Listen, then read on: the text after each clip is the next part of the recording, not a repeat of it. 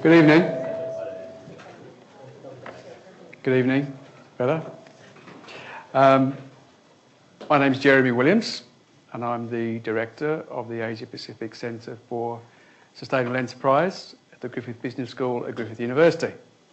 Welcome, everybody, and before I introduce tonight's speaker, let me acknowledge the traditional custodians of the land on which we're gathered tonight. And I'd like to pay my respects to elders past and present and extend that respect to any Indigenous Australians here this evening. Sandy Blackburn-Wright, I might have to do this from memory if I can't find my glasses. Can I use yours? Where are they? Which one? Which ones?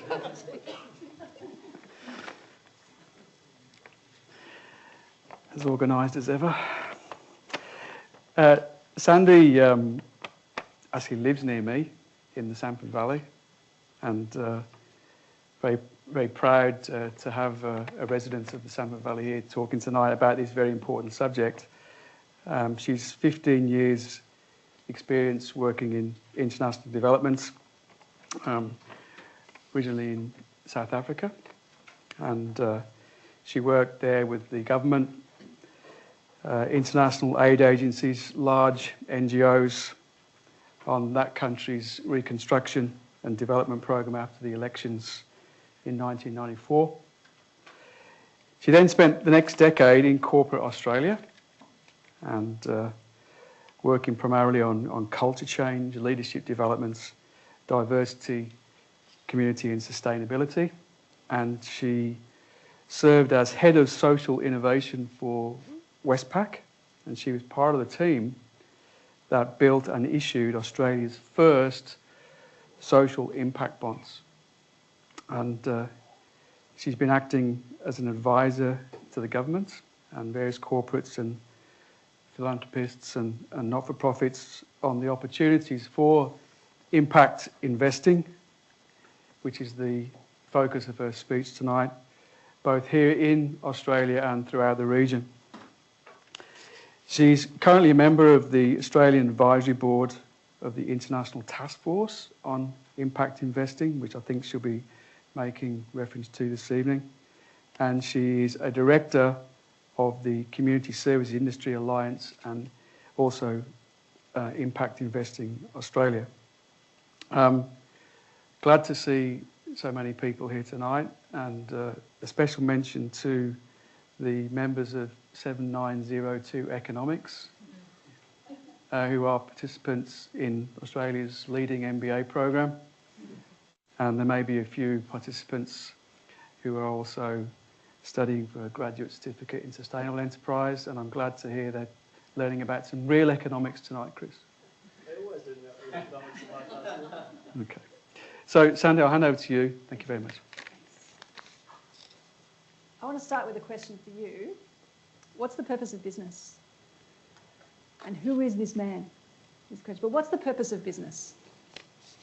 What's the stated purpose of business in any MBA that you'll do? Work towards one goal. Yep. Generally earn money. It is. Create shareholder value. Yeah, it's maximising shareholder value. So 10 years for me in corporate was all about maximising shareholder value. That underpinned the decision, every decision that we made in the life of a person in corporate. What's the real purpose of business?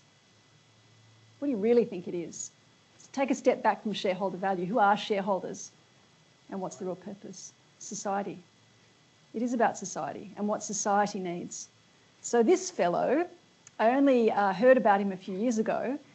He founded Australia's first charity and Australia's first corporation. Do you know which entities they are? Australia's first charity? Anyone know? Just had their 200th anniversary. Benevolent Society. Benevolent Society. So this young man, when he was 26, Edward felt that there was a need in the new colony to take care of the vulnerable. So he's particularly concerned about widows, single mothers, the elderly and so on, who had no social support system. So there was nothing for them when they were ending up on the streets, and he thought that this was unacceptable. So he created the Benevolent Society to respond to that need. And then he went on with a couple of friends just a few years later to create Westpac. So Westpac is about to celebrate its 200th anniversary in 2017. And when we were doing the preparations and working closely with the Benevolent Society, we all only then found out it was the same person that had founded them both. And the reason I love that story is because I wonder if he saw a difference. If he said, well, we've got vulnerable in our new society, in this new colony, so we need some kind of institutional response to that, so let's create the Benevolent Society. And we have another need in our growing society, which is around secure banking, so let's create a bank. And that's what they went on and did. So I don't think in our history that we saw the difference. The question is, what does society need? So let's create an institution that responds to that. And I think that's the purpose of business. It's the purpose of government. It's the purpose of the social sector. It's the purpose of the business sector, is to respond to the needs that society has and look to forward the well-being of society and all the people in it, all of them. And we tend to think about, when we look to maximise shareholder value, if you're not a shareholder, bad luck for you.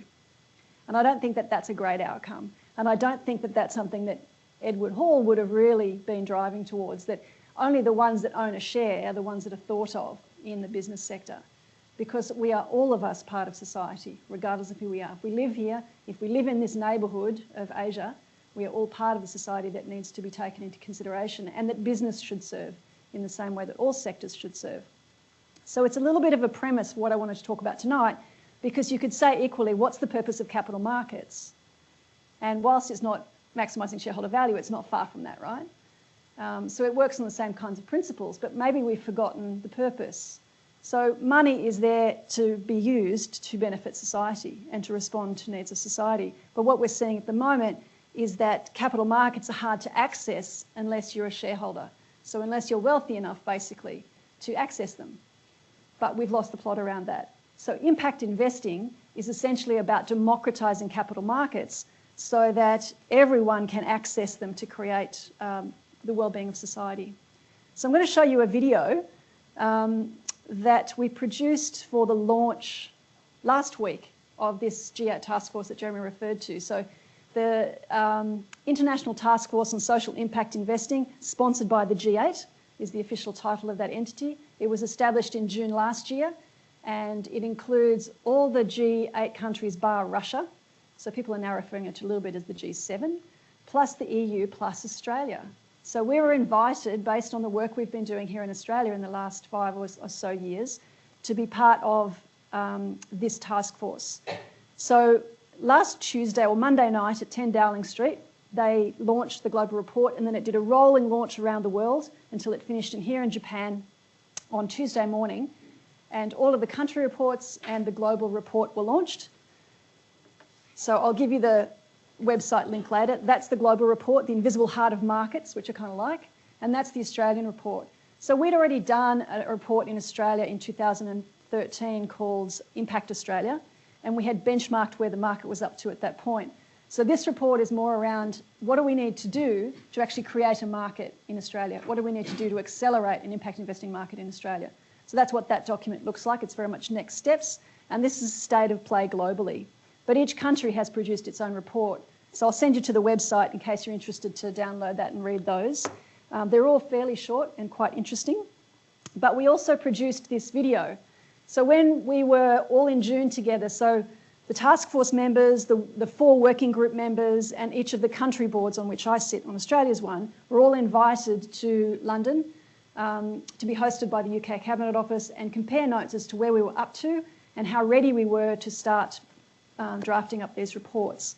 And while we were there, Sir Ronald Cohen is the chairperson of that task force, and we showed him a video that we used last year for the social marketplace, which uses this, this monopoly board. And so he said, I love that. Do you think we could do one for the global launch? So he gave us 10 days notice, and we rolled this one out with not much sleep, but I thought you might like it. This is the, if you wanted to explain to your mother what impact investment was, this is what you would use. Your money. You earn it, you buy things, you put a little bit away. You put it in a bank or in a retirement fund. Maybe a little something on the stock exchange. And then those clever people invest it in things to make you more money. Problem is, more money isn't fixing certain problems. In fact, it's creating some of the problems we got. Well, guess what? There's a new money game on the table. People just like you and me are making money, but they're also doing good. They're investing it in businesses and charities that are doing good work in their communities, in retirement funds that put their money into schools and a future for our kids. And even those clever investor types, they're partnering with governments to fight the big problems more efficiently. It's doing good and making money at the same time. But don't take my word for it. Political leaders, they're all over this thing. Tech entrepreneurs, you know, those eBay types. They're hardwired into this. The Pope's giving it his blessing even. Big businesses and big investors are giving it a go. Think about it. What good is more money if it isn't doing something good? The new game is called social impact investing, and you can join in too. You just need to ask the right people the right questions. Questions like, where are you investing my pension fund? Or, can my savings support my community or my kids' school? Or how about this one? Can my big investments also do good as they do well? So why not be really clever and turn your money into real change? Social impact investing is the future of money for good.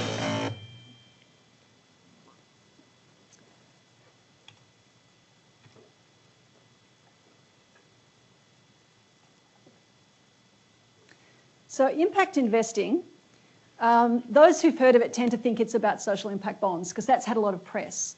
So the first social impact bond was in Peterborough in the UK on recidivism. So how do you stop people reoffending and going back into prison? So how do you do a preventative investment in a series of programs that will stop people going back into prison, which costs a great deal of money? The program costs less, so if you take the difference, you're A for away, and that's kind of the basis of the first social impact bond. But it's much, much broader than that. So what I thought I'd do tonight is just run you through a few examples of what else it is. So it's a broad spectrum of things. So the one thing it is about investing in social enterprises. Now I heard about this one when I was in the UK and I just really liked it. So this young guy, and I think he was about 23, 24, came up, so Oomph Health, Oomph Wellness, came up with a series of exercises and activities that elderly people could do in nursing homes and other aged care facilities that would stop them from falling over. So something as simple as that had those kind of outcomes. And he was a small little enterprise, but he had such great outcomes that he attracted investment. And so now that's scaling up to be in every nursing home and aged care facility in the UK. And so they're getting those outcomes. So it's not attached to a bond. It's just about saying, here's an enterprise which is doing fantastic things and creating fantastic outcomes for a given community. How do we make sure it's not just at one nursing home, but it's at 1,000? Because everyone can benefit from that. So it's like, in this instance, it's like venture capital. Think of it as social venture capital. And in fact, Sir Ronald Cohen is the chairperson of our G8 task force. And I don't know if anyone's heard of him, Sir Ronald Cohen. So he's essentially the godfather of venture capital in the world. So in the 1970s, he did his first pitch into attracting some venture capital for a startup that he wanted to fund. And he likes to say, you guys, you're so sweet. You think it's hard to go and pitch for social venture capital if you're doing something good and you need some money to scale it. He said, that's not hard, that's easy. Try going and saying to someone, I want to invest £10 million in a young guy who's got some tech startup and the person you're talking to doesn't even understand what that tech is and he's never done it before and we don't know if it'll work and you get your money back in 10 years' time. Can I have $10 million? He said, now that's hard. That's hard.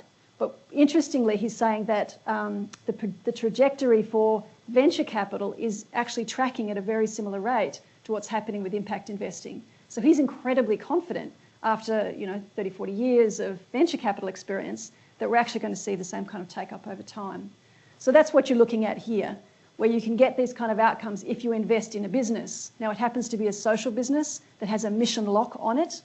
So it's if for any reason this young guy might have sold it, that the mission would continue on with that enterprise, and so that the social investor's investment is protected. So there are lots of examples of that here in Australia as well, but I just liked this one, so I'm sharing that with you. The next one is the social impact bonds. So I'll give you the example of the one I worked on, which is, so that there were 2 in New South Wales, 3 won the pilot tender, so 2 on foster care and a 3rd on recidivism. The 2 on foster care were the ones that got up. The recidivism one didn't get up, and I can explain that to you later if you're interested. But the two that did get up you might have heard of is the New PIN one and the Benevolent Societies one. So I worked on the Benevolent Societies one. And the idea is it costs in New South Wales between $35,000 and $500,000 per child per year to have them in foster care, which is a hell of a lot of money. In Queensland, the minister here tells me that it's up to $1 million per child per year, because in Queensland we have very high levels of institutional care, so it can go up to that end. So that's an enormous investment that the state is making of taxpayers' money. So the question is, if you funded a preventative program that either stopped families who are in crisis from falling apart and the children then going into foster care, or you very quickly reunited families, then those cost savings over time could be diverted. And that's how a bond works. So investors, so on the one I was on, we raised $10 million from a range of investors. That $10 million is then drip-fed to the Benevolent Society as they roll out the program. The children and the families who are part of that pilot are chosen by FACS, so by the government department, and there's a big process around that. One of the reasons it took so long to negotiate it took 2 years, was to get that piece right, the referral piece and the measurement right. And we've got a control group and a program group, which was a nightmare to negotiate because of all the issues around not providing care and so on. But what we landed on, we would allocate randomly a like-for-like family into the trial. And so as cost savings are created, the cost savings are then shared between government and investors. And in our bond, $10 million over 5 years. It's a tiered bond structure, and it was the first, and I think it might still be one of the only, if not the only, tiered bond structure. So we initially proposed a 3-tiered bond structure, the top tier being an actual bond, where you would get a reliable payout as per a normal bond. The middle tier, and what is now called the P class, is a capital protected class, and that has between 6 to 10% return that investors can expect on that, with the capital being returned.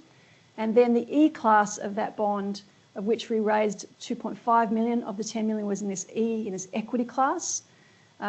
That's capital at risk, but the return on that could be approximately 20% return. So it's a risk-adjusted return. And what's interesting about that is a lot of people think that impact investing is sub-market returns, and so you have to then forego some of the return that you may get, and that's going to lock out a lot of investors. But there is, like in all things, a spectrum of returns. So some are sub-market, some are market, some are risk-adjusted. And it's really up to the investors to pick what level of risk and return they're comfortable with. And in the bond that we did, you could actually pick that in a single bond. So the New PIN bond is 7 years, $7 million, and they've just had their first year. And I think they're paying out, if I remember correctly, at 8.5%. So not too bad in terms of when you compare that to other investments right now. But you're also seeing families not disintegrate. In their instance, in the New PIN one, it's about bringing families back together, but you're getting that social outcome. And the costings that we've done around that are only limited to the life of the bond and only limited to FACS. So it's the savings in foster care alone. But when you think about it, there are a whole range of knock-on social effects and costs, for that matter, that can be played out if a child goes into foster care. They're very unlikely statistically to do well in the world from there on in. They're likely to have drug and alcohol issues. They're likely to have employment issues and so on. So they will come into contact with the state. It could be through the justice system, or it could be on welfare and all of those kind of things. Foster care generally doesn't set kids up for success. So it's a bad outcome for kids. It's a bad outcome for families. But the knock-on effects of that are enormous for the state as well as for the individual and society as a whole. So investing in preventative programs allows you to take people back from the edge of that. So the social impact of that is significant, and the cost savings are also significant. But the ones that are costed are just within the single department for the life of the bond. So you may have heard about that if you've heard about impact investing, but payment by outcome is much broader than that. So you don't have to do a capital raising in the form of a bond to actually do payment by outcome. You might have, say, the Benevolent Society really, they could have taken it onto their book. They've got a fairly healthy balance sheet, and they could have said, we'll absorb those setup costs, and once the payments start coming, when the outcomes are being achieved, then we will just bank that. But what they chose to do was to share that risk with investors. They're also an investor in that bond as well themselves. They're putting their own skin in the game, which I thought was good. But they could have run a scenario where they just had a contract with FACTS and New South Wales Treasury to say, we will deliver this, and then FACTS would pay them once those outcomes are attained. And then they would have retained the risk of that, but also retained the returns, and not just the portion that they're investing in, but the entire returns. So payment by outcome doesn't need to include a bond. It could just be a straight contracting mechanism. And you could also have contracting by outcomes, where you don't delay payment, but you pay as per normal, but what you're measuring is not the input measures, which really doesn't tell you very much. How many workshops are run, that's not helpful, but rather the outcome measures. But that will involve a whole culture change piece for both the not-for-profit sector as well as government to start measuring outcomes, which doesn't happen yet, but everyone's gearing up for. So the underlying piece for this is that people are focused on outcomes, not inputs. So regardless of impact investing, that's a great outcome. But you do have products. So if you're a not-for-profit that wants to do a payment by outcome contract, but you don't have the kind of balance sheet that the big end of town has, you might then go and seek some working capital. But if you went to a bank, they might struggle to give it to you because they haven't had that request before. So you find there are financial intermediaries that are now set up who understand social enterprise, who understand payment by outcome, and will actually lend the working capital to a not-for-profit who's then going to apply that contract. So how we use capital and what we use it for is changing. But from an investor's point of view, you can now get a decent return financially, but also a social return. And I think in the past we would have thought that those two things are incongruous, but they're actually related. And that's what's really exciting about this. So that's another form of impact investing. You've also got things, development bonds. Some of them work exactly like a social impact bond, and others work like this. And it's a form of capital raising. It's not quite the same. There's not a cost-saving sharing with investors, but it's really just front-ending the investment. So what's happening here is governments commit to a certain immunisation program, but they commit over 5 years' time. And what the Garvey Institute knew is if we immunise 3 million kids today, we're actually going to be saving lives, and they think up to 1 million lives. So why do we have to wait for the government program to roll through? Why don't we just raise the capital against a government guaranteed contract? And then we can immunise people now, and we're not going to see all the health implications over time. So that's what they've done. And I think they're up to 3 or close to 4 million immunisations they've done as a result of this Garvey bond, which is very exciting. And it's just smart. It seems so basic when someone says that to you, this is how you do it. You're going, why didn't I think of that? But we haven't up until this point. We've been waiting for government payments to come down before we do things like immunisation. But now when we're thinking with that worldview of impact investing, we're saying, well, how else can we raise capital and actually use that to create the kind of outcomes we want to see in the world, which is less kids dying of preventable diseases is a great outcome. We're also seeing new kinds of collaboration, and I thought I'd give you a local example. So the RNA, everyone familiar with the RNA showgrounds? So that was, the redevelopment of that was one, as surprising to Lend-Lease as it was to anyone else, by Lend-Lease. And I was asked if I would come to a meeting to talk to the new program director of the RNA redevelopment about what kind of community engagement that they could do.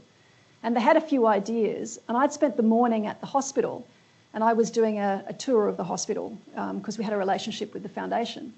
And what was clear to me is one of the issues that the hospital was facing was patient accommodation, because the Royal Brisbane Women's Hospital draws from such a broad geographic footprint that many of their patients were coming from outside Brisbane, so they needed accommodation. And it's actually, I believe, the largest treatment centre for blood cancers in the northern half of Australia, so a very large footprint, but there was no dedicated accommodation. So there's a couple of things that are around, so Ronald McDonald House, but if you're not a child and you've got a blood cancer, you've got leukemia, there's nowhere to go, things like that. So that was an issue. So the way that the hospital was solving for that was just people stay in hospital. Now, at a hospital as large as the Royal Brisbane and Women's, it cost $900 a night. But smaller hospitals, like in Redlands, for example, it cost $1,800 a night to have someone in hospital. Very expensive. Not a great use of taxpayers' money if these people aren't sick. And what we're also, there's a study being done at the moment, is to say you actually have worse health outcomes if you stay in hospital when you're not sick. So let's say you're on a 6-month treatment program, but the hospital really only needs to see you, as an inpatient if you like, for 1 week a month. But you're just in hospital because there's no other option. You'll recover more slowly than if you are out of hospital, because you think of yourself as sick all the time, and it's depressing. And so you don't recover as well. What we also know is the longer it takes for you to recover, the more likely you are to lose your home and to never be in full-time employment again. Now, I didn't know this before I started working on this project. So we've got families, if they go beyond that 6-month mark, and it can be 6 months to 2 years is the window, and that's for most people how long it takes to get over leukemia. If they fall into that window, so if it's lengthened out, that's the outcome for them. They will never statistically have a full-time job again, and they will probably lose their homes, they'll be on welfare, and they will need social or affordable housing. Now, we know all the issues we have on both those fronts. That's not a great outcome for government and for us as a society. It's not a great outcome for the family. So what can you do differently around that? Well, it seemed pretty obvious, right? So the RNA is being redeveloped next door, and they're building hundreds of apartments. So we had a conversation between the hospital, or the other issue the hospital had when I was there was that they're a teaching hospital. And so they've regularly got doctors and other allied health professionals that are coming to work in the hospital on a training program for a period of time. It could be 2 weeks, but it could be 3 or 4 months. And at the moment, the government is paying for them to be in the hotels in the Brisbane CBD. $200 a night, and they've still got to then travel between the CBD and the hospital. Not great. So if they could be co-located, the hospital CEO is saying that's a fantastic outcome. It doesn't matter even if it's as much. That's okay, but to have them co-located would be great. They can walk across the road. The other thing that they have is they're trying to attract people from outside Brisbane to come and work in the hospital, but Brisbane's quite a tight market. So if they could offer as part of their value proposition that they could take a 1-year lease in something that's related to the hospital that's 100 metres from the hospital front door, then that would be a great value proposition to attract talented staff. So those are the kind of things that the hospital was looking for. And then I had a chat with the Leukemia Foundation. So their issue was that they in the past have been given buildings which they can use for patient and family accommodation, but they tend to be given a building that they can only use for that purpose, that they have to maintain, that they can't leverage in any way, shape or form and can't use for anything else. So that's not actually an asset, it's really a liability. And it's quite a costly liability. The maintenance costs on that are quite high. So the suggestion was, why don't we buy 30 apartments that we can use for multi-purpose? So if this month there are 20 families that need accommodation, we use 20 apartments. If there's only 10, then we lease out the balance of those apartments to the hospital at those commercial rates from, the same as the Brisbane hotels, so that we can have a mixed model and actually create a profit. So that's what we've done. So Lendlease are going to sell the apartments to the Leukemia Foundation at a discounted rate and put in some other, helpful infrastructure around that. They will have an in-house social purpose around what's happening at the RNA, so people can feel that they can get involved with the Leukemia Foundation and the work they're doing. They'll do, World's Greatest Shave Days on site, knowing that they actually know some of the people who are benefiting. Those outcomes are really strong for Lendlease. They're happy to discount the apartments, also a volume discount because we're buying 30. That's quite a lot. But what Lendlease gets, or what the Leukemia Foundation gets, is a valuable asset. So instantly when they get it, because they're getting it at a discount, it's increased in value. But also they can use it for multi-purpose, so they can actually commercialise that. And they can sell it if they want to. So if times are tough, World's Greatest Shave doesn't raise this much this year, they could sell an apartment.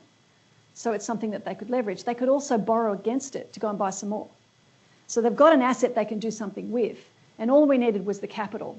Now in this instance, because I was inside Westpac, I just went and beat up a few friends inside and said, you have to give us a good deal, and they did. But if we didn't have an entry point, we would have needed some kind of impact investor to either lend it to us from a debt point of view or to take an equity position in this new social enterprise. So to Westpac's credit, they said absolutely. They did all the financial modelling on this, and they've run it up. They're willing to do the deal for 3.9%, which is an incredible repayment rate on $12 million that they're going to be lending the Leukemia Foundation. And they didn't balk by saying, we don't know how to assess the lendability of the Leukemia Foundation. They just found a way to make that work. So hats off to them, but that doesn't always happen. So having impact investing in your toolkit would allow you to fund something like this if the bank said no way. So it can also be this. So it can be funding social enterprises. It can be bonds and payment by outcome and contracting by outcome. It can be in a development scenario like the Garvey bonds. It can also fund these really different kind of collaborations. And we haven't even talked about the role of government in that, and that's coming next in phase 2. The last one that's worth mentioning is local economic development. This one's a really interesting one. So Bridges Ventures is a fund in the UK, and what they do is fund local economic development in a specific geography. And so they have targeted in their constitution that they will deal with the bottom 15% of postcodes. So they've had a look at the data and they've seen where the poorest communities are around the country, and the bottom 15% is where that they will lend. Now, often people in those geographies can't get small business loans. So this isn't about what are the social outcomes like some of the things I've spoken to you about. It's taking a more holistic view, saying how do we create thriving communities? So we need strong local economies. And if they're essentially excluded from getting access to capital, what does that mean? Small businesses won't emerge. And small businesses are the primary. In Australia, I think it's 80% of people employed in small businesses. So they're a big employer. So if they were putting essentially seed capital into local economic development, what would happen? So the one I've got up here is the gym. And they did some, essentially social venture capital into the gym. And this exited at the end of last year as the best venture capital deal in the UK last year in any category. In any category. So having nothing to do with its social purpose. So what the gym was is in one of these identified geographies is they realised that there was a gap in the market and that people couldn't afford to go to the gym, and the gym wasn't open when they were, because people in this community, if they were working, were shift workers. So the gym was too expensive or shut. So they said, okay, let's open a gym that's not too expensive and that opens 24/7. And we'll make it accessible and in locations where people are. That's all they did. Simple as that. And so they started with one gym and it grew and it grew and it grew, and now it's a whole chain of gyms. And they've exited that investment that they got from Bridges with the best results in the country. But what they've done for their communities is to create healthier lifestyles for people and accessibility to that, but also local economic development in the way of jobs and money flushing through the local economy. And when you have a look at Bridges' reporting, they've actually, in fact, they said they would do bottom 15, they've done bottom 10. And they've had unbelievably good results. And the returns, I believe, are 12 to 14% on that fund, which is pretty good during essentially the GFC in the UK.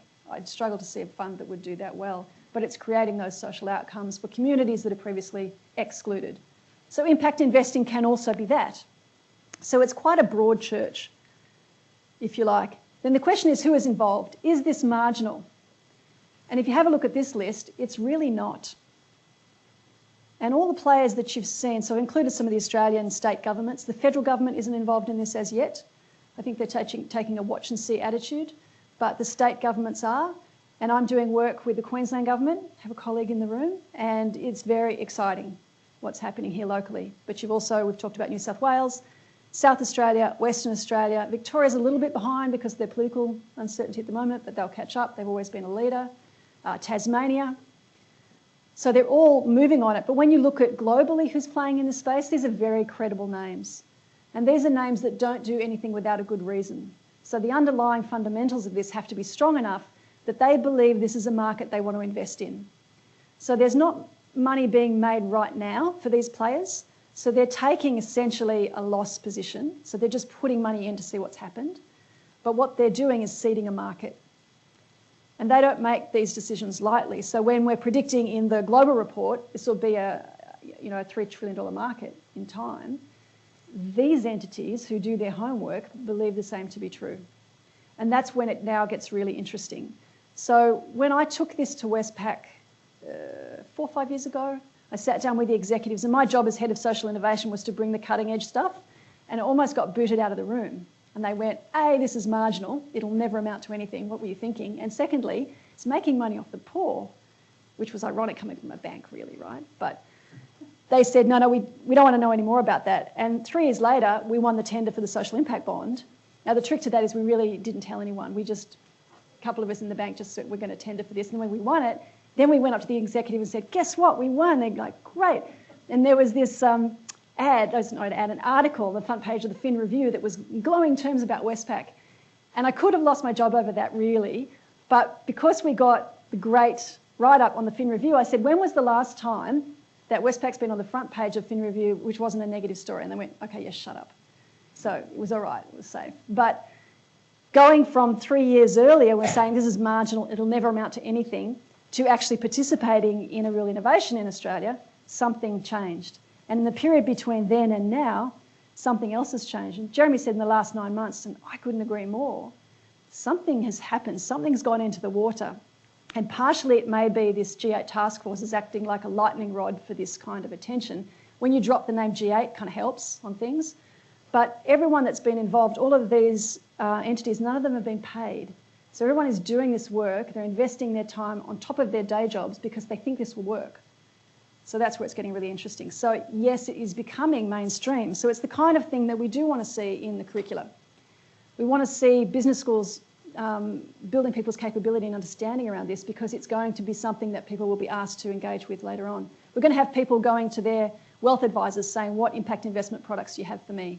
Or going to their super funds to say, what's your allocation into impact investing as an asset class? And if you're there going, oh, I don't know, it's not going to be a great look. So we do want to make sure that people are aware and educated. It's also got some pretty high-profile supporters of late. And that piece in the video about the Pope, that wasn't a joke, that was actually true. So just prior to the June meeting of the G8 task force, when we were all in London, the Pope held a workshop in the Vatican on impact investing. And Sir Ronald came back and he was so excited. He was quoting the Pope and saying, oh, the Pope's on board. But that's what he said about it. So the Pope saw that this was something that was important. Now, as you can imagine, this is a useful quote to use in this country, given political interests and so on. But also Barack Obama has come out in support and said this is important. And we're just finding this popping up again and again. So public figures are coming out and saying this is something we can work with. And it's not a silver bullet, but it's another tool to add to our toolkit that we can use. And that's why it's exciting. So I've spoken to you a little bit about that already. There's a nice picture of Sir Ronald. That's when he was in Australia, when we interviewed him about the history of what had happened in the UK, which is interesting and I'll explain now, but also what's the importance of the task force. And it really is just profile. When we met in June in London, there were 200 of us. So everyone on the task force itself, which is a rep from each country plus a few observers, everyone on the working groups and everyone on the country boards, 200 people in the room. And you got the feeling that whatever these 200 people put their minds to would happen. It was incredibly humbling to be around that calibre of group. It was an extraordinary couple of days. So the task force has brought together some real talent from around the world, and everyone, as I said, on top of their day jobs, working weekends and nights and making it happen. But the amount of goodwill that's been put into this has somehow shifted things. So I thought I'd give you a quick spin around the globe to see what's happening and how each region is developing slightly differently. So if you look in the UK, they actually started this. Let me back up a little bit. This kind of stuff has been around for years, for decades and decades. If you think about mutuals and co-ops, that's what this is. And it's a way to fund that. So we've been doing this kind of thing for decades in every country around the world.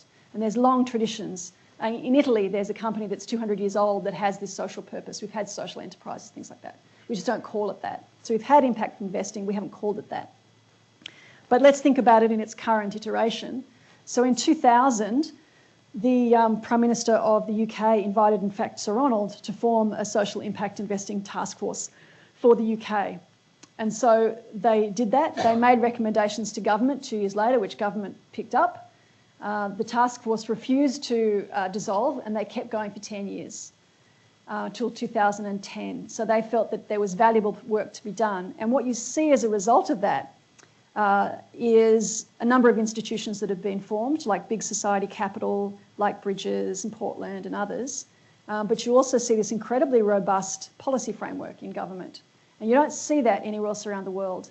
And it just started that way. So it's very government-led in the UK and very supportive of social enterprise development. There's a great grant environment for that as well as a lending environment. So it's quite robust in the UK.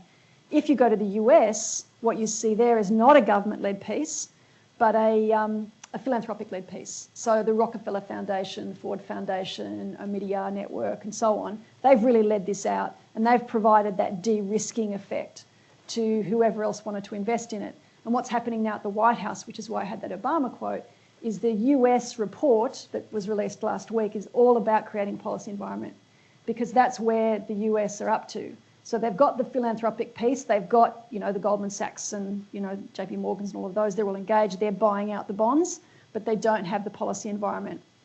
So that's the work in the US, sorry. When you look in Australia, we've got this sort of weird hybrid. So we haven't had a great deal of government support up until this point, even though we had the New South Wales bond 3 years ago now. That was essentially a gap. So the then Treasurer, the now Premier, saw a gap. He's an ex-banker and he went for it. So he saw Peterborough and said, could we do that? And in fact, the previous Premier, Christina Keneally, was the first one that asked the question of Treasury around that. So it began then, but again, it's down to individuals. But we didn't see a policy environment. What you've seen in Australia is individuals who've done stuff. So we've got the Good Start deal. People familiar with that one? Good Start? That's where, you remember the ABC learning, Eddie? So that was a bad debt. Now Westpac and everyone else had exposure to that. No one was very happy about it. It was a big story. It was let out in every risk committee. It was reporting on, you know, the bad debt of ABC learning. And no one thought it would go anywhere. And all of a sudden, 3 large and 1 small not-for-profit said, we'll buy it, which was the last thing anyone was expecting. So that's what they did. They did a capital raising. They went to social investors and got some equity support. They got some debt from both government and from NAB, who already had quite bad exposure. How they got that through, I'll never know, but hats off to them. And they invested some of their own money, each of those 4 as well. And so they bought, 386 childcare centres.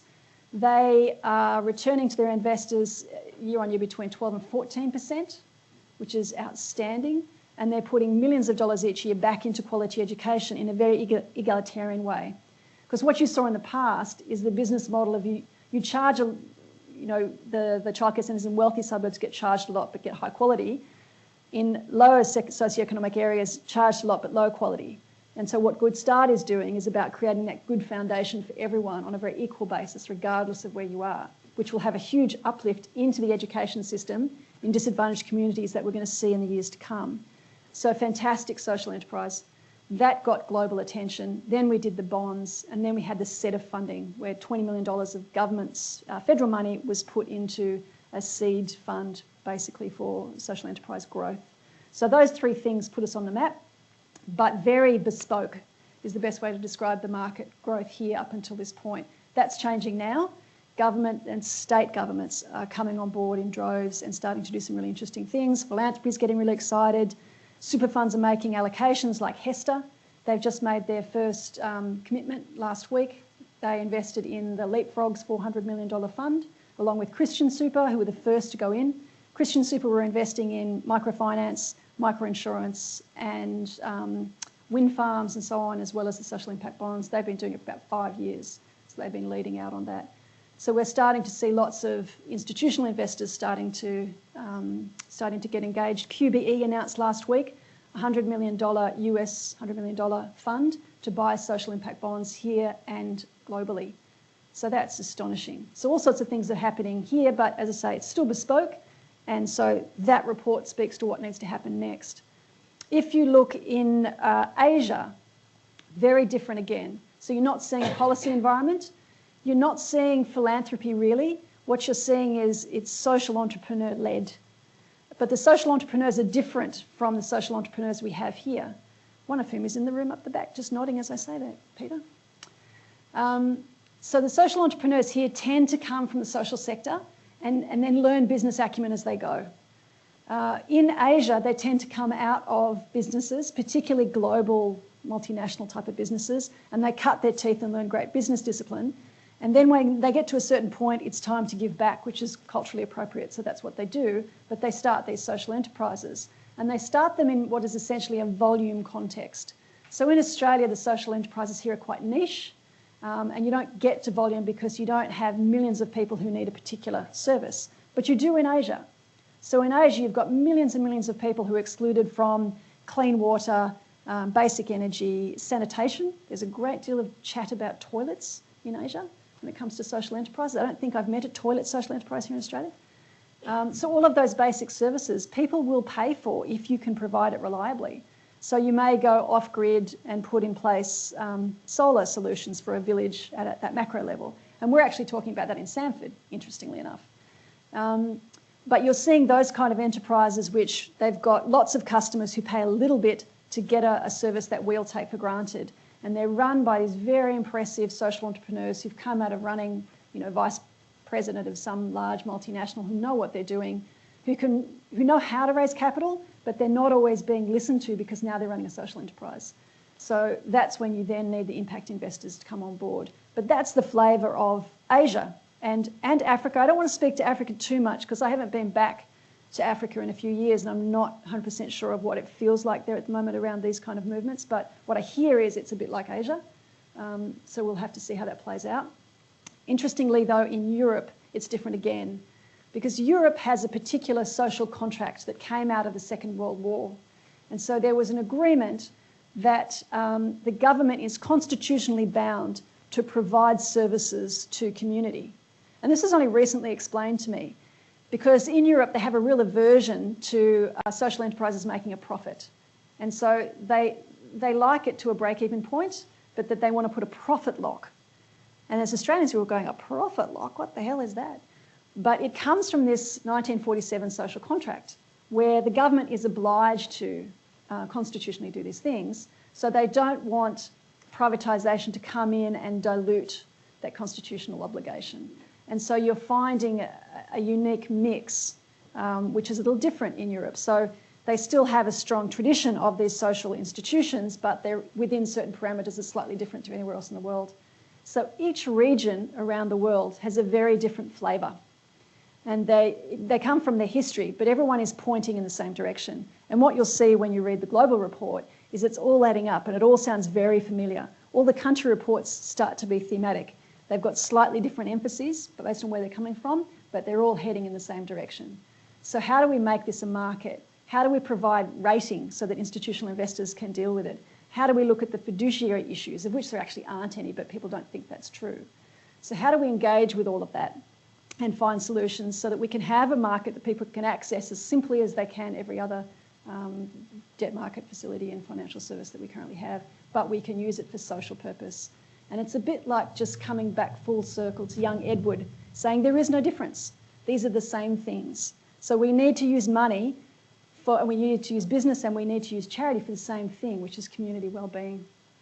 And I thought we might end on an Australian example. And this is a video that we made about an Australian enterprise that was a charity and is now a social enterprise.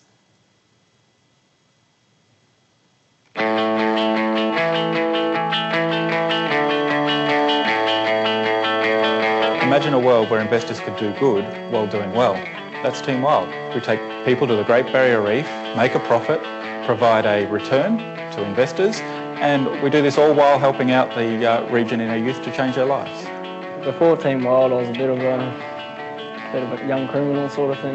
You know, my parents couldn't control me or keep me at home, and I was getting in a lot of trouble and stuff. So Synergy is, I guess, the best tool we've got at Team Wild in terms of changing these youth's lives around, being able to take them out onto the water and to do activities that are positive and going away on journeys that are away from cans and away from any negative influences that they've had. Team Wild, you know, showed me the light from, you know, put the light into my life and put the, you know, push the darkness away and showed me who I really am and helped me find myself. When the government funding had to slow up because of austerity measures, it was a bit of a shock. That said, we were aware that there was going to be some level of austerity, but we believe that we did a really, really good job. And our outcomes were second to none. Results were certainly speaking for themselves. The whole of Cairns were talking about Team Wild. So what we learned from that is it doesn't matter how good you are, at the end of the day, funding's cut, it's cut. When David came to me and said, oh, look, this is what's happened, you know, it wasn't a bad conversation because it was actually all about opportunity. And that's, I guess, one of the things with social enterprise. We've always got to actually stay positive because the environment is forever changing. So after 7 months of looking around, receiving knockbacks, we were pretty well ready to close Team Wild.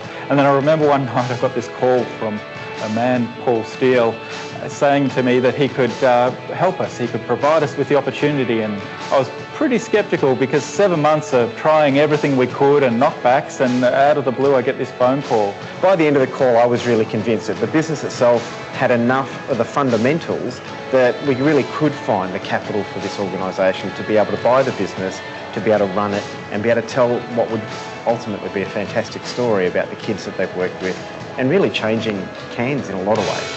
I think when you're doing an acquisition of an existing business that is commercially viable, it's easier, much, much easier to get investors than it is for a social enterprise that builds from the bottom up.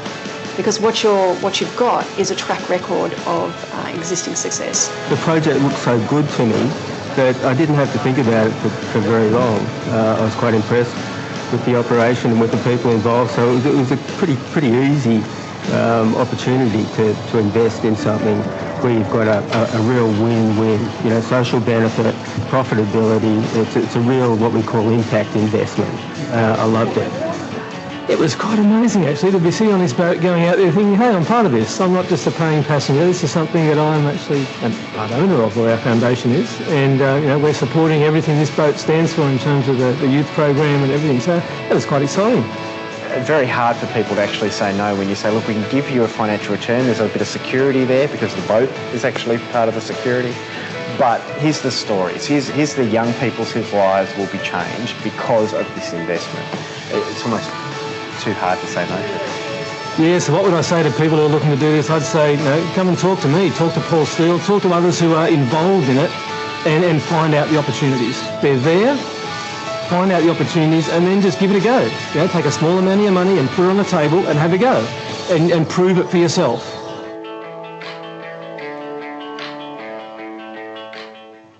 Hi, I'm Bessie Graham from the Difference Incubator. We worked with Team Wild to get them ready for this deal and facilitated the capital raise.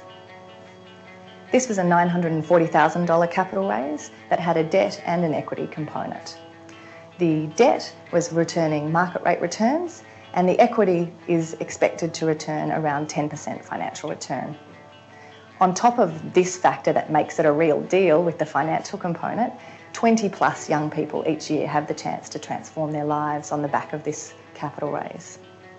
This makes it a great example of blended value and hopefully one of many more to come that demonstrate we can have social and financial return in the one deal.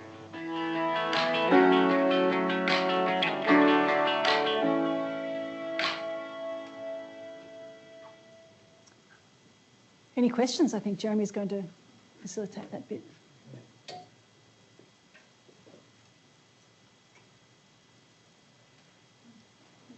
Am I turned on? Yeah. Usual routine, folks.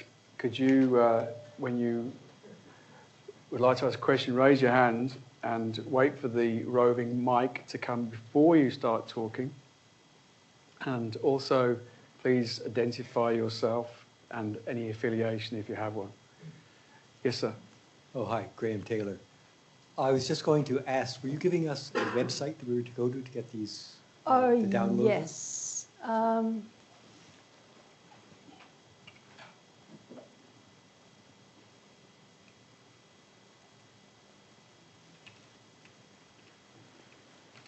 There it is, socialimpactinvestment.org. And you'll see all the country reports plus the global report there. A very short question from Graham. Madam, over in the corner there. Thank you. Hi, Jana Palmer, Asia Pacific Center for Sustainable Enterprise. I think it's great that governments and banks are backing some of these initiatives. But should we question the pressure this puts on social enterprise to create a return? I would rather have that as a problem than the problem that most not-for-profits face. You've got a lot of not-for-profits in the social sector today in Australia.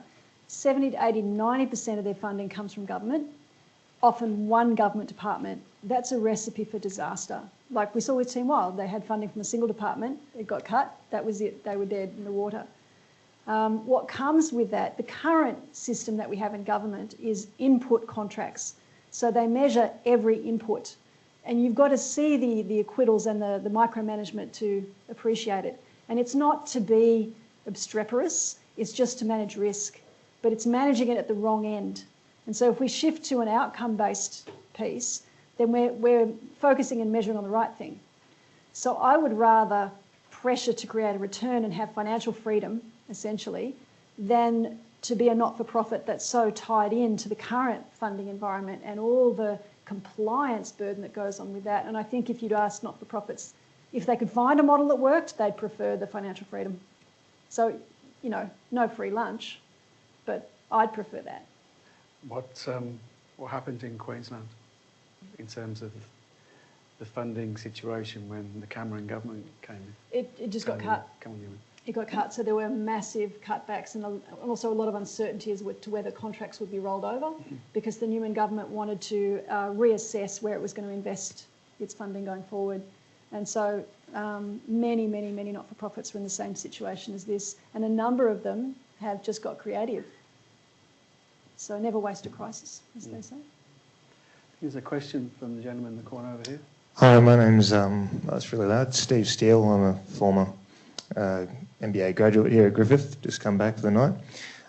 As this all gains momentum and impact investment and that, and let's say that there's a fully functional financial market for it all, do you see that it has the potential to redirect investments in oil and mining companies and start putting it into these sorts of causes and these different enterprises and that?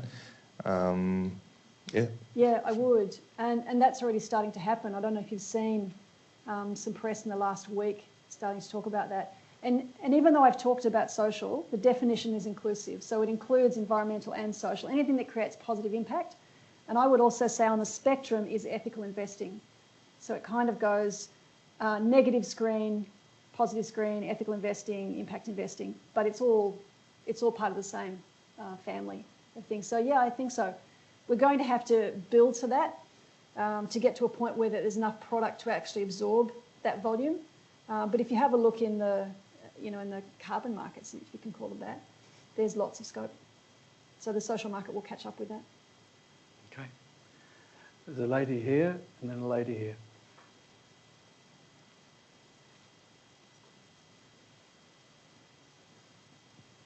Hi, Lindell Smith, MBA student.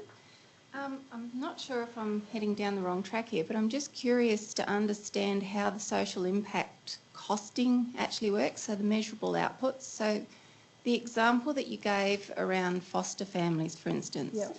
Some of the benefits are things that don't happen or opportunity costs. And of course, the whole difficulty of valuing intangible benefits. How is that a negotiated process, like an upfront, the government will pay X amount for something not happening, or how does that work? Yeah, it's based on future cost savings being an asset, but you have to ring fence them. And so when I was describing how the financial modelling was done on the bond, you could say that the knock-on cost savings and social impacts are very, very wide, but we had to ring fence it just to what facts could measure, so just in or out of foster care. It's quite binary, in or out of foster care. And we agreed on a cost-saving amount. So it was a bit more than 35, a lot less than 500,000. And we said, okay, that's the captured cost saving per child. And then we compared the control group over the 5 years, we're only 1 year in, compare the control group to the program group and see if there's a marked improvement. And then there's a step payment gateway. So if it's less than 5% improvement, then all bets are off and there's no incentive payment, and up it goes. And so the more improvements there are, therefore the larger the cost savings pool is to share, the more investors are paid back and the more government gets to keep and reinvest. Thanks, Jane O'Sullivan. I wanted to know, with development investments like the Gavi immunisation, who is it who pays up? I mean, are you dealing with a developing country government who is agreeing to pay for health services that are not needed on account of people who didn't get sick? That's just a cash flow issue. That example is there's a development impact bond, which works like a social impact bond that we have here. And a development impact bond, we're often finding that the host country governments actually aren't good for it. And so that's when you've got the development entities like USAID are playing a big role in that, and they're underwriting that. And then instead of making an aid grant, they will pay it out on performance, if you like. So we're seeing the large aid agencies and multilaterals taking on that role of government and underwriting and guaranteeing that out and paying it out the other end. With Garvey, it was just, as I say, a cash flow thing. So the governments that were paying for it, again, it was an aid thing, so all the government's aid allocations, and it was just about bringing them up front. So the savings that would be created and the social outcomes were just, extra bonus. But that's in a developing context. And interestingly, Australia is starting to play in this space. And now that AusAid has been merged into DFAT, interesting as that is, but DFAT are working very hard to understand this space and to understand how they can play a different role. So they're actually quite front foot about it. And so there was recently a Senate inquiry on that topic, which came to Brisbane, and myself and many others were witnesses to that. And so there's a lot of interest in DFAT around how they can play in this kind of space and use the grant money that they have differently, either to de-risk someone else investing on top or to focus on outcomes, or both. So that's good news. Thanks, Sandy. I'm Anne Tiernan from Government International Relations here at Griffith. I was really interested in your comment, as you naturally I would be, about business schools doing capability development and really. So, I run our postgraduate programs in policy and public administration. So, there's lots of MBA people here. What are the skills on the MBA side? And then I'd be interested in, what you think they are, development needs on the policy and government side. Yeah. Just MBA. Just MBA. Yeah. From an MBA point of view, I think we need to know this exists. So if you rocked up into a corporate environment and someone said, well, what is that? I think if you were a recent MBA student, people would expect you to know, because they'd be looking to you for what's cutting edge, what's happening. I've heard a lot about this, I've read the report, so what's the story? So I think there would be an expectation that universities would be keeping up with this. If you're going into financial services, I think you'll find it more and more is becoming part of the dialogue that's happening internally. And if you were client-facing, as I said, you don't want to be a financial planner to a high net worth, like John McKinnon, who says, well, what have we got? And what kind of process you're looking at in terms of allocations. So what you've got is with family foundations, they've got investments in the normal stock exchange process for the most part. And then whatever they generate in terms of return over that, they then invest in their philanthropic side through their foundation. But what's been happening more recently is that you're now seeing family foundations and corporate foundations being all-in investors. And the simple question was, what if your investments of your corpus were creating the problems that your philanthropy is designed to solve? It's an excellent question. So if you want to move someone, that's the one question that you can ask, and everyone goes, I can't argue with that. So then the question is, well, where do I put my corpus? So if I'm sitting as a family foundation on $100 million, where can I put that? So there's a colleague in this work in the US has 3 families, and they've got $1.5 billion between them, and they are all in investors in the US. And so every investment they have is an impact investment. And that's kind of thrown the gauntlet down in the world of philanthropy, saying, well, where does it go? So I'm still involved in the Westpac Foundation, and they made an allocation 18 months ago, something like that. So they took $1 million in the social impact bond as part of that allocation. So you're seeing it in corporate foundations as well. But in order to do the due diligence on that, we had the foundation's financial advisors, who are part of the Westpac group, doing that piece of work and creating advice for us. So they had to go on this steep learning curve as to what that looks like. But since the Westpac Foundation has started that process, every other corporate foundation I know has been saying, well, what did you do and how did you do that? And what happens if you disinvest from something that doesn't meet your positive screen? Aren't you reducing your pool and therefore increasing your risk? So all of these kind of questions are being asked. And so I would expect that an MBA student would at least be across the issue, because these are the things that you're hearing in corporate, much more, obviously more in financial services, but much more in corporate. And then on the policy side, this is an enormous culture change process. So when we first went into negotiations with Treasury and FACS in New South Wales, we'd done the financial modelling inside Westpac, and we looked at the numbers and we said, right, so this is how it could work. And we said, all we need to know is how many of those, if we measure that, then we'll be able to work this out in terms of this model. And they went, we don't measure that. We said, I'm sorry, what? And they said, we measure inputs. So the reason it took so long is we had to negotiate that through, but FACTS had to come up with a whole new measurement framework for everything they did in order to respond to the bond opportunity. So you can imagine the culture change turnaround from a policy and a practice point of view, where you had people who were doing this micromanagement input contract management, who are now just focusing on outcomes. And the staff, the government staff on the ground, were being asked to capture data in a different system, in a different way. And at first they didn't like it. They said, well, we think now the not-for-profits are making money off our client group. We don't like that, so we're not entering that data. And so there was a charm offensive that had to be done at the very local level to say, this is what this is about, this is what we're trying to achieve. We're trying to do preventative work that's good for these families in the long term. And so now those government officials are getting on board, but it was a massive move from input to outcome. What is an outcome? I mean, what's the outcome? Kids aren't in foster care. Is there anything else? What do we measure? So there's a policy piece, but there's a practice piece as well. And in the work that we're doing with Queensland Government, we're very aware of that. And we're very aware that the sector needs to see government engage differently. And if we do a payment by outcome approach, but we still micromanage, this is not going to work.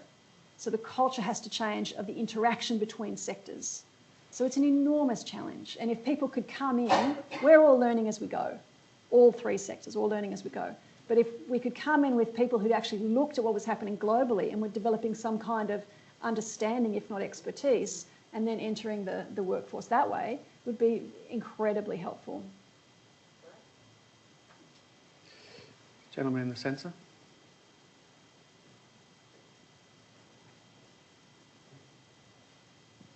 Hi, Sandy.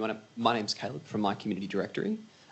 What about organisations like Team Wild that can't carry a debt similar to one that they took on? They don't have those assets, but do have scalable potential to, I suppose, potential to make such a scalable impact. Where are they on the radar at the moment in Australia? That's what the SEDA fund was largely designed to deal with, because it was about understanding what's the current access to capital currently. So if you're a bank, you're going to want to see some kind of security. So you're going to want to see the boat. So, you know, in terms of my community directory, your assets are very much IP and capability, and the services you deliver can create those outcomes, but how do you assess that? And so it's very hard for you to go to a bank. So then that's what the financial intermediaries are for. And I know you haven't had a fantastic time with the financial intermediaries. However, they're also learning. And they're better at it now than they were a year ago. And they'll be better again in a year, learning about, you know, where to assess risk and what risk profile do they want as a fund, and how do they, you know, take on clients into that fund. So that's what that's for. One of the things that the Australian report committed to is creating a fund, $350 million fund, to help support that kind of investment. But the fund will need to know how to assess organisations such as yours, which have huge upside in terms of impact and profitability, but the likes of which we haven't seen before. So it's going to be, again, a learning exercise for everyone. But that's what it's for. Lady down here. Hi, Sandy. I'm Cindy Fenton from GHD. I just kind of running off the same kind of lines here. I wondered if you could see any linkages or had any words around other aspects like microfinance, microloans, and crowdfunding as well, where you're not necessarily relying on government or even potentially financial intermediaries, because you're going straight to individuals who want to invest in social impact. Where I have that example, speaking of toilets, where $50,000 was raised by an organisation called Who Gives a Crap, which is just a great name. Yes. A guy who started a Melbourne pub thought, what else do people need other than beer? They probably need toilet paper. And so he sat on a toilet and filmed himself for 24 hours or something like that and raised $50,000, and now they sell toilet paper and 50% of their profits go to water aid to help in their sanitation programs. So whether if there is any existing or potential linkage with other forms of finance. It's all part of it. And I would say impact investing learnt everything it knows from microfinance. And when you look at where microfinance started, and people said, you're mad, do you know it was actually started in Australia by an Australian entity? So at the same time as Muhammad Yunus was actually getting Nobel Peace Prizes and so on, very quietly a fellow by the name of David Bissau from Opportunity International was starting up the same thing, and he was doing the lending from his private family foundation. So in 74, he went up and responded. 74? When was Darwin? 74, 76? So he rebuilt Darwin with his little company, and then a tsunami hit in Bali, so he went on to Bali, and he realised what people needed wasn't aid, but it was investment. So he was then seed funding local economic development, and on it went.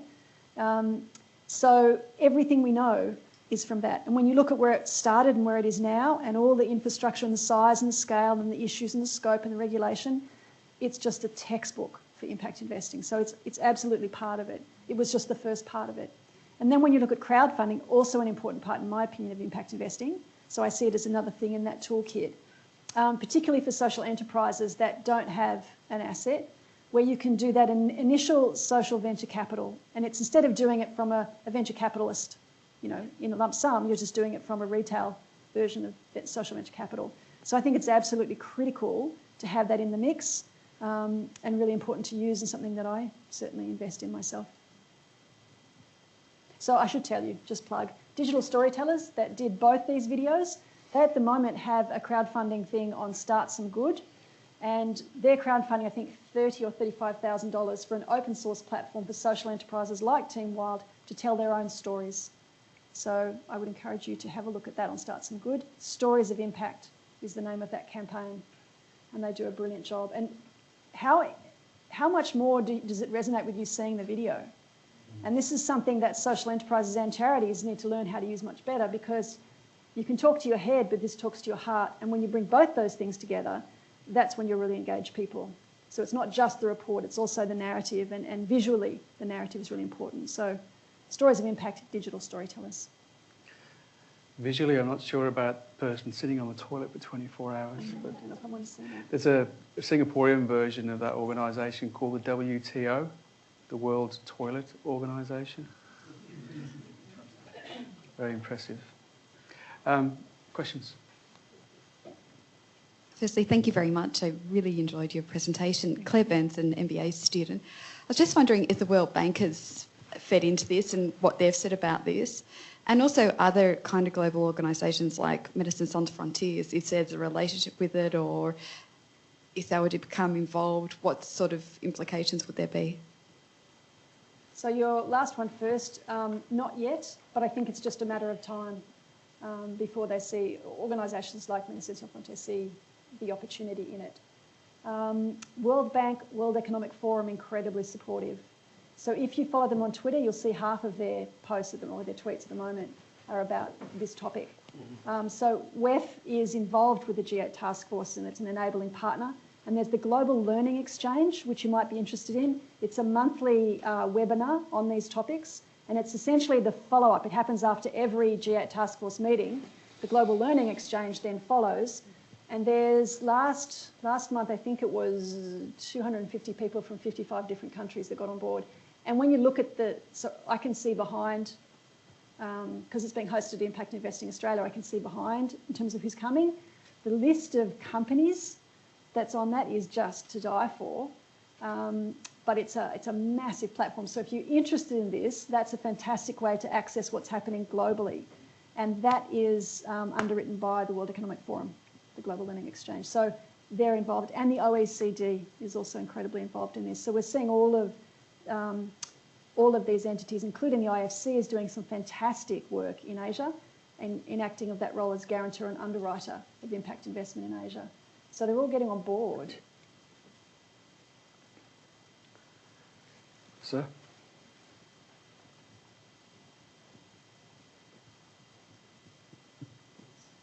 Peter Ball from Impact Academy. Thanks, Sandy. A pretty easy one. Where do you see this all going in terms of what next that might not yet be in the mainstream or on the fringes but might be mainstream shortly? What's next is the market. So as I said, we've got bespoke deals, and having built them, they usually take about 2 years, and that's a nightmare. It should take a lot less. We want it to take maybe 6 to 9 months to turn a deal around, but we'll only do that if we have market infrastructure like you have in the mainstream capital markets. So there's a piece of work that needs to happen around that. We also need a sizable fund, and you'll see these are reflected in the report, the Australian Strategy Report. We need a sizable fund. The advice that we've got from the global investment banks is that anything less than 300 million no one's going to look at, because you can't get the economies of scale around the management fees. So we're shooting for 350 million in an impact investing fund in Australia. And we also need, similar to the UK's Investment and Contract Readiness Fund, which will make grants to social enterprises and charities who want to participate either in the payment by outcome kind of contracting or get investment. It pays for intermediaries like me, or you for that matter, to help them prepare. So I think those are really important things that need to happen. And NAB last week announced that they're kicking off the Investment and Contract Readiness Fund here in Australia with the first $1 million they've put on the table, which is fantastic. So, and they don't see it as a fund they're going to own, they see it as a fund that they're just seeding and that others will then come in and co-invest in that. So we're shooting for 10 to 20 million on that Contract and Investment Readiness Fund. So I think that's what's next. You mentioned HESTA, and I think QBE have also started in social impact investing. There's That's right. There's a third fund as well, isn't there? There's another. HESTA's done the $100 million social impact bond global fund, so it'll be here and globally they'll buy. Okay. They'll buy up any social impact bond that's going, basically. And QBE? That's QBE. They're secondary. They're looking into a secondary market. QBE, what everyone's been saying about impact investing is it doesn't have any liquidity, so we'll see how it goes. We're not quite sure if it's going to be an asset class or a market, because how do you trade on it? So QBE did a very clever thing. So their chief investment officer came with us to the London meeting of the G8 task force, and he said to me, who are all the people who are doing social impact bonds in the room? And I said, that one, that one, that one, and that one. And he just went around to them and said, do you want to sell some? And they went, sure. So there's your secondary market. No one had ever asked the question. So Gary Brader, bless him, just created a secondary market in one meeting. So he's now bought off, who did he buy from? Could have even been a not-for-profit in the New South Wales bond. He just bought some of that. So he's actually done the first deal. But it comes down to individuals who are willing to try stuff. And that's, you know, to you MBA students, that's you. That's you. You're the people who should be trying stuff. You know, given what you're doing and what you're studying, you're the innovators. So back in your businesses where you are or where you want to be next, that's the kind of courage it's going to take to shift things. Be a Gary Brader and go and ask someone if they want to sell a bond. See what happens. Any more questions? You've had one already. Okay, you can have another one. Go on. It's me again. You mentioned earlier that we had called this different things in history, social investing and things like that. So I guess I kind of want to ask the economics professor in the room if those types of things are being taught, if they are in textbook, and what value or perhaps devalue calling it something else puts on it, because then we require new textbooks in order to talk about the concept. Right. You know, the textbooks are horribly behind. There's absolutely no question about that at all. Just 2 days ago, I had a conversation with McGraw-Hill about the way we were producing textbooks and how it was almost the same textbook that I was taught, you know, 30 years ago or more. I don't know, not more. No, I'm not that old. So no, the textbooks are way behind. I think a lot of this is probably more of a finance focus, so I would expect to see this in the finance under the MBA. But interestingly, tonight we were going to introduce the purpose of a firm, and we were going to start from what the textbook says, and then in my notes I've got this is crap, and what do firms really do. You mean it's not where MC equals MR? Sometimes it is, but not often. But profit maximisation is very rarely the sole goal of any firm. And there's some great data around sort of interviews of owners of firms, particularly in the small to medium enterprise space, about what the purpose of their firm is, and hardly any of them mentioned profit maximisation. Yep. And so we were going to talk about, well, in fact, we will talk about that when we get upstairs in about 15 minutes. But yeah, well, miles behind. The textbooks are miles behind. Got time for one more question?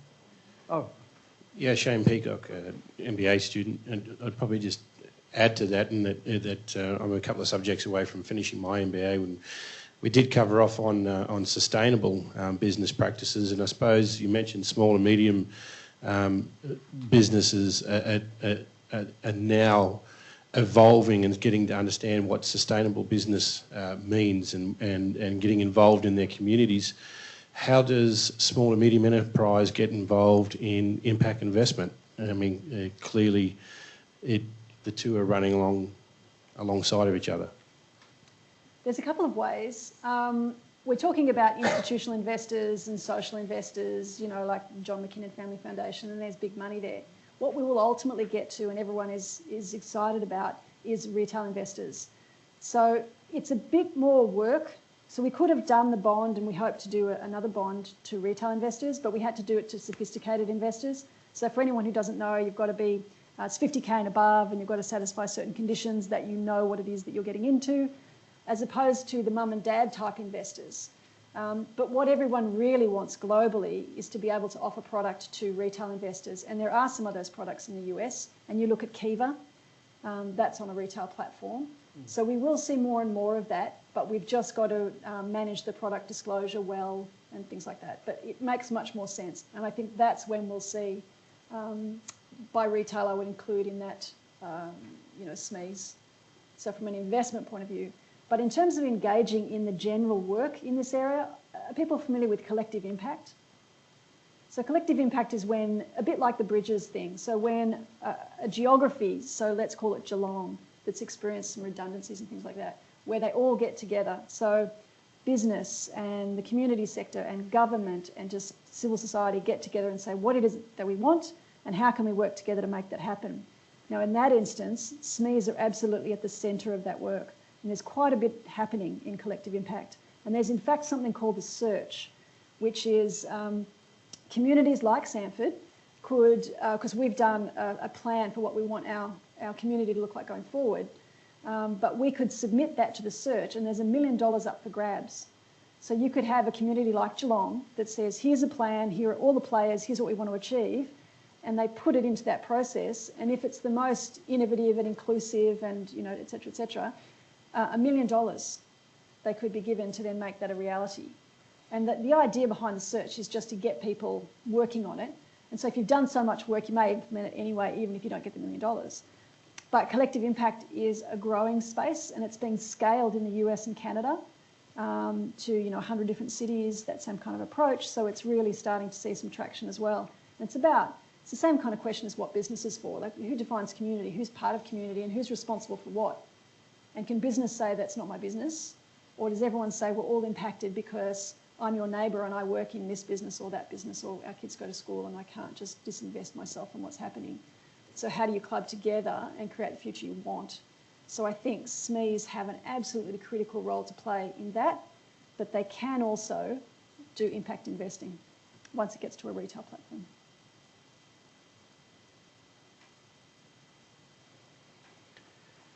Okay, Sandy, thank you very much. Pleasure. I think you can thank her in the normal way.